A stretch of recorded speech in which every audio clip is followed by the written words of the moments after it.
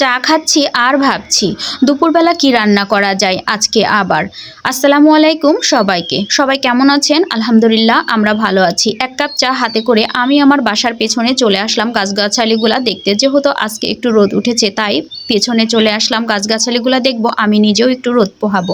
এই ডালটা গাছ থেকে কেটে ফেলে দেওয়া হয়েছে, এই ডালটাতে বসে আমি কিছুক্ষণ সময় কাটাই। আর এই পুকুরে অনেক বক পাখি থাকে, সেগুলা দেখতেও ভালো লাগে। প্রকৃতির সাথে কিছুটা সময় কাটাতে বেশ ভালো লাগে, যেহেতু সারাদিন বিভিন্ন কাজে ব্যস্ত থাকি। এই ভাই আজকে গরু বের করে দিয়েছে যেহেতু রোদ উঠেছে, এবং গরুর গায়ের পোশাকগুলোও উনি খুলে দিয়েছে।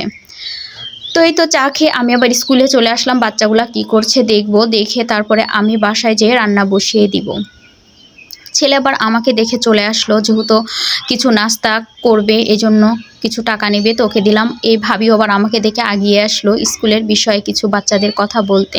তো এই তো স্কুলের কাজ শেষ করে আমি বাসায় চলে আসলাম। তো কী রান্না করব, এই যে আমি এই জন্য সবজি নিয়ে নিছি, মানে সবজির একটা সাদা ভাজি করব আর আমি মাছের তরকারিটা করব, সেটা তো আপনাদেরকে একটু দেখালামই।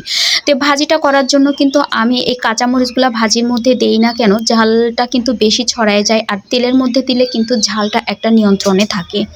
কাঁচা ঝালটা একটু সবজিতে দিলে ঝালটা একটু বেশি কেমন যেন একটা ছ্যাঁচড়া ছ্যাঁচড়া ঝাল হয়। যাই হোক, আমি মরিচটা গরম করেই এই তো সবজিগুলা ঢেলে দিয়েছি, কিচ্ছু দেব না যেহেতু সাদা ভাজি। জাস্ট খালি 1 চিমটি হলুদ দিয়েছি কালারটা সুন্দর রাখার জন্য, হালকা সবুজ সাদা মিক্সড একটা কালার থাকবে, সেটা দেখতেই পাবেন আপনারা। এই ভাজিটা কিন্তু এমনি রুটি দিয়ে, ভাত দিয়ে অথবা এমনি পিরিজি করে নিয়ে খেতেও ভালো লাগে। আর আমি কিন্তু বরাবরই একটু সবজি রান্না করে গরম গরম খাই, সেটা আপনাদেরকে আমি মাঝে মধ্যে শেয়ার করি।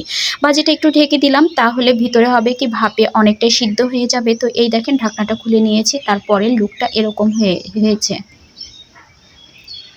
তো আর কিছুক্ষণ নাড়াচাড়া করলে আমার ভাজিটা হয়ে যাবে, আমি নামিয়ে ফেলবো ভাজিটা। তারপরে আমি এই কড়াইয়ের মধ্যেই তরকারি বসিয়ে দিব। এই ভাজিটা আমার মেয়েও খুব পছন্দ করে, আমার মেয়ে হালকা মশলার তরকারি খেতেই পছন্দ করে, আমিও সেম তাই। আমার ছেলে আবার একটু ভর্তা ভাজি ঝাল এগুলা ও বেশি পছন্দ করে, কিন্তু ওর আইটেমের রান্নাটা খুবই কম করা হয়। মেয়ের পছন্দের রান্নাটাই একটু বেশি পছন্দ করি। আমিও যেহেতু মেয়ের আইটেমটা পছন্দ করি। দেখেন আমার ফুলকপি কিন্তু সিদ্ধ হয়ে গেছে, আলুটাও সিদ্ধ হয়ে গেছে, সব তুলে তুলে একটু করে দেখিয়ে দিচ্ছে। আপনারা হয়তো ভাববেন যে সিদ্ধ হয়নি, পেঁয়াজকুলিটাও দেখেন খুব সুন্দর সেদ্ধ হয়ে গেছে।